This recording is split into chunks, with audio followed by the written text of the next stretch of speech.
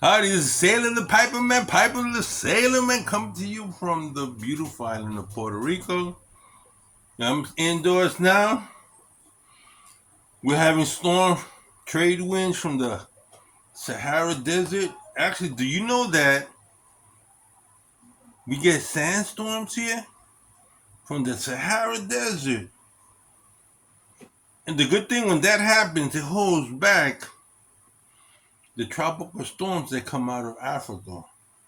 That's how strong those trade winds are. In the past, Christopher Columbus, if you wanted to come into the Caribbean, you have to travel down on West Africa and then catch the trade winds. That's where they come. Trade winds come until late November, then it's the other way around. Then you can catch, from the Caribbean, you can catch a trade winds to Europe. That's how they used to travel in big clipper ships. Just the opposite in when you travel by sail, you know, wind power. That's the beauty of sailing. If you knew your trail winds and you know the time of year that you was traveling on the sea, it could be very nice or it could be very rough. I remember I was on board the USS New Orleans LPH-11 helicopter platform. All of a sudden, we ran into a typhoon, and we all had to strap ourselves in. It came early in the morning. We hit right smack. The quartermaster tried to get the ship to go south, a little bit more south. But it was unusual because that time of year you don't get those typhoons. It wasn't even monsoon season. And we were heading to the Philippines from Hawaii, Pearl, Hawaii. And all of a sudden, one of those, we got caught. I went up to the flagship, I went up to the island. I was in the signal bridge. And the signal man was a great buddy of mine, pipe smoker's name. Miguel, you gonna stay up here? We always had at least one medic up on the island, one in air department. So it was my turn. So I went up there to do 4 hour, and I was up on the island. I decided I was gonna stay up on the signal bridge, which is next to CIC uh, communication center. And he told me, "You better strap yourself in." I said, "What strap?" I said, "We're heading right into a typhoon. We're heading into a typhoon. You can't get around it." I said, "For real?" All of a sudden, man, I strapped myself in. The signalman was with his radio. I could hear everything. Three tac two tac Lima. Uh, this is a general. They call uh manual battle stations. And my chief radio said, "Miguel, where you at?" They were trying to track me down. We need you to go down to the BDS-1, which is at the very bottom of the ship, forward on the aft side. I said, "I can't make it. I'm here. I'm strapped in already." I said, "Okay. So you stay up in BDS-10, which is battle dressing station, up there. During general quarters, all battle stations have to be manned. Why? In a battle, a ship gets hit by a torpedo. Every part of the ship has a battle dressing station. Any injured persons go there, and you got to take care of them." So they knew I was combat ready, combat status.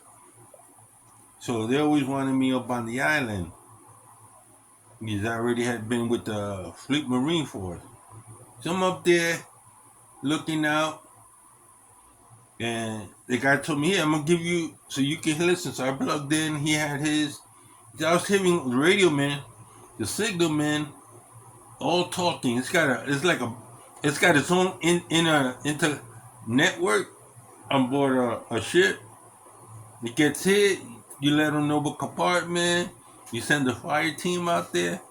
It's complicated, but at the same time, it's ingenious, you know. And so I was up there, man. A sword came up, took the front of that shit. That order came down on that shit, and it seemed like there was a petty officer or somebody on the catwalk trying to secure. He almost, but he was tied in. He almost got swept overboard, man. I called it in, man overboard. I just saw him go down into the catwalk and he disappeared. So I was gonna wait. I called man over, man overboard. You get woo, the whole thing.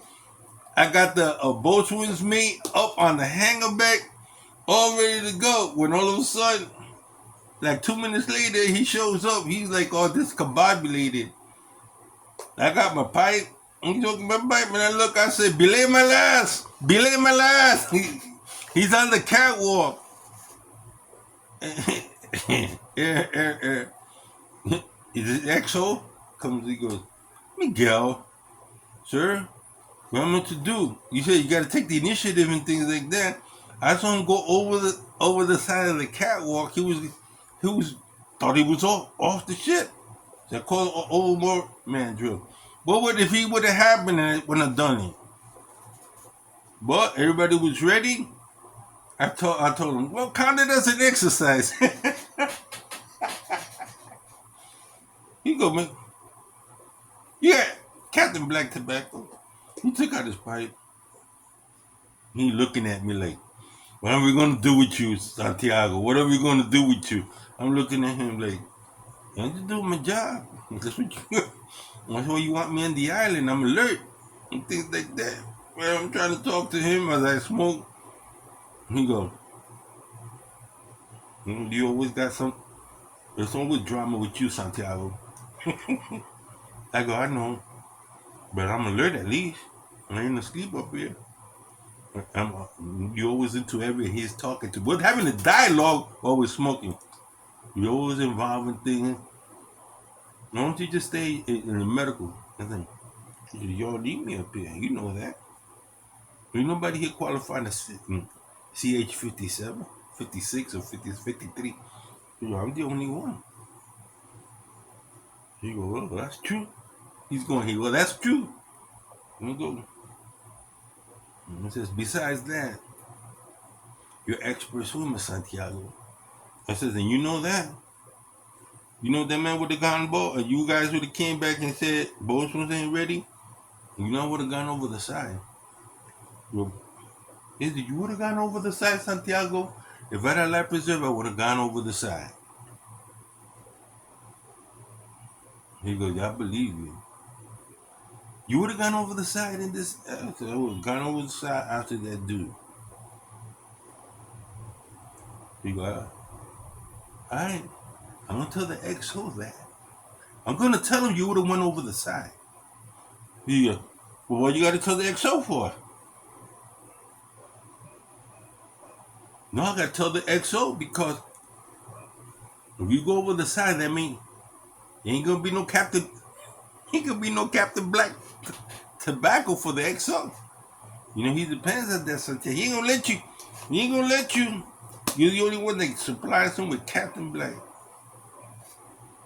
That's why I got this whole thing with Captain Black, because throughout my whole military was with me. You know, some of the oddest things happened while I was smoking Captain Black.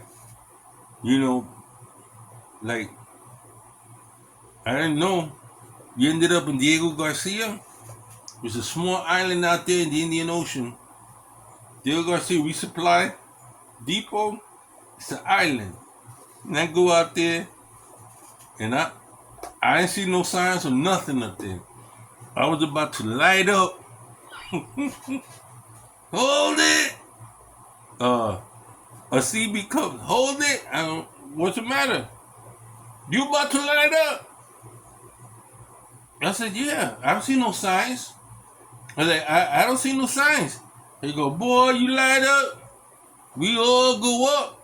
You see that sign way down there? I can't see that way down there.